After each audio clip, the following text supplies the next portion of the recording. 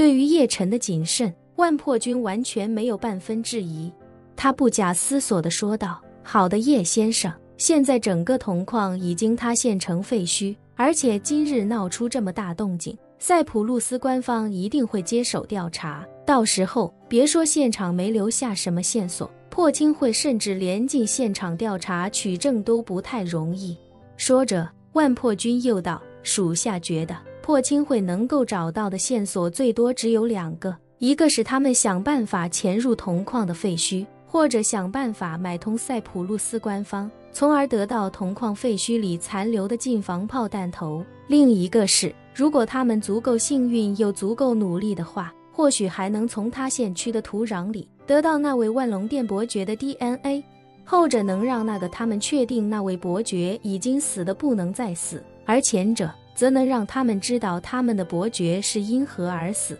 如果他们顺着近防炮这条线索调查的话，也只会查到美国的黑水公司，而黑水公司那边的线索已经被我们做成了一条断头路。如果破清会查到他们头上，只会按照我们设想的迁怒于黑水集团。如果他们跟黑水集团掐起来，那就更有意思了。叶晨微微一笑，开口道：那就最好不过了。经过这次的事情，我相信一定能好好敲打破清会那个英主，还有剩下的3大伯爵，估计在相当长的一段时间里都会被这次的阴影所笼罩。这帮人可能早就已经忘了害怕是什么滋味了，这次我就让他们好好回忆回忆。万破军笑道：叶先生，如果他们知道那位伯爵是怎么死的，估计一定会吓个半死，睡觉恐怕都会做噩梦。叶晨笑了笑，想起什么，又嘱咐道：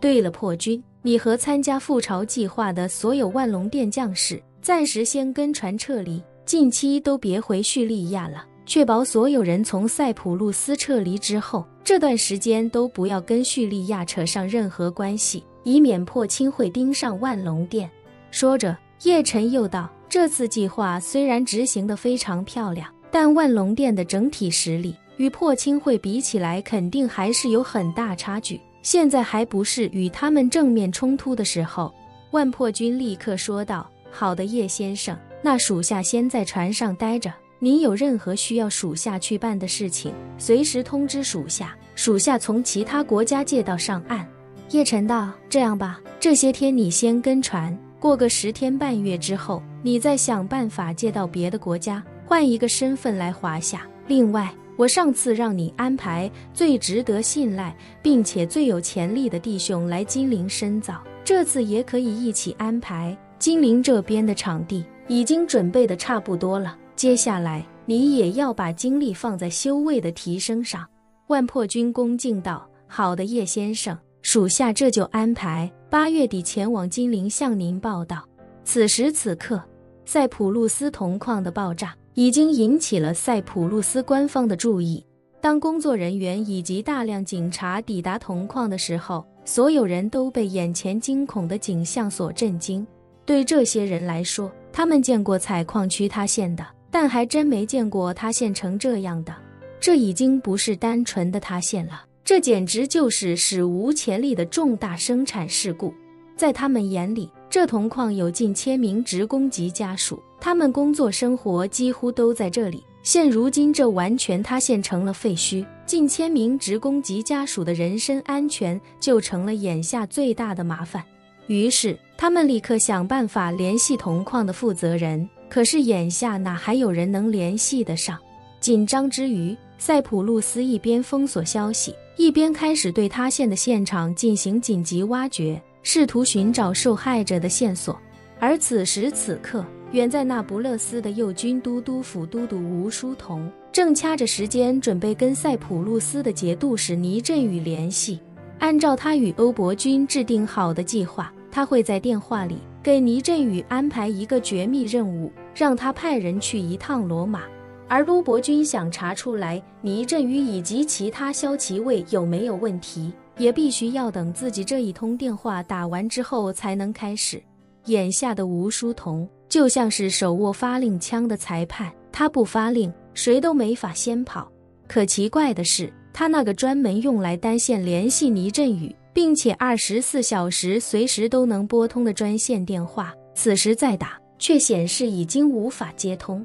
这种事在过去的20年里还从来没有发生过，而这种反常的情况一下子便让吴书同紧张起来。于是他又打电话给欧伯君，但欧伯君的电话同样无法接通。这一下便让他心里有了一种不祥的预感。可是由于破氢会特殊的结构框架，他在塞浦路斯除了节度使倪振宇，并没有其他可以直接联系的属下，所以现在最好的办法就是先派人到塞浦路斯打探一下情况。而前去打探的最佳人选便是从位于土耳其的炼铜厂派一名特使前往，毕竟土耳其与塞浦路斯很近，直升机飞过去也用不了多长时间。不过欧伯君毕竟是4大伯爵之一，现在他和整个死士驻地都失去联系，在破氢会内部已经算得上是重大变故，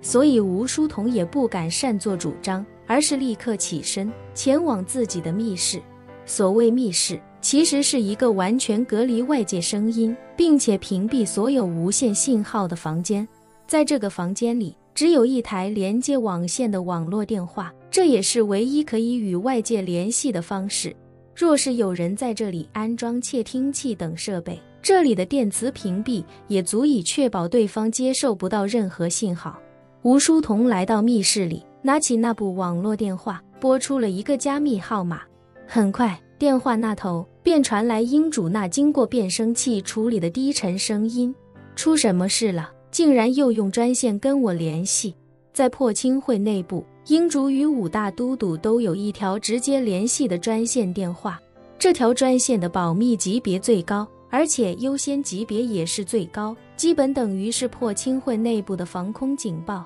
一旦用它联系，就意味着有重大且紧急的事件发生。按照英主的要求，不到万不得已，任何都督都不得用这条线与他联系。原本5条专线在几年的时间内也很难接通一次，但是最近这段时间右军都督府的专线已经被吴书同启用了2次。第一次是秘密前去抓捕林婉儿的骁骑卫失踪，吴书同便使用这条专线向英主汇报了情况。这一次是前去调查骁骑卫的建功伯欧伯君杳无音讯，整个死士驻地也失去联系。吴书同此时也是紧张无比，他一边擦着冷汗，一边忐忑无比地说道：英主，建功伯他。